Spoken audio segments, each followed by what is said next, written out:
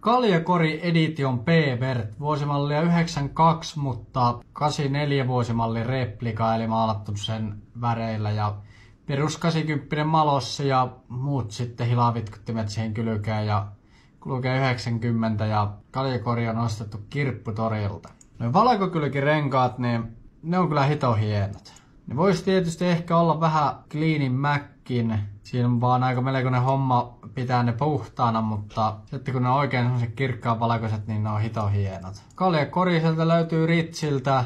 Ehkä kenties maailman parhaimmat kahvakumit on laitettu tähän vehkeeseen. Siihen on vaihdettu ilmeisesti Timelessin tanko, mutta se on maalattu harmaaksi, että siihen on saatu niinku tommonen originelliluukki. Että se vastaisi niinku mahdollisimman paljon originellia. Aika erikoinen ratkaisu. Tuo keltainen tankki on kanssa mun mielestä aika siisti. Muuten kanssa niinku äärimmäisen siisti peli kaikin puolin, mutta toi jalkajarrun linkkusysteemi, niin se on kyllä ryytynyt. Se on mutkalla ja ruosteessa. Muuten tää on niinku kaikin puolin aika siisti peli ja siitä plussaa, että tää on pesty ennen kuvanottoa. Tää heittää 6.2/Kypätsäni.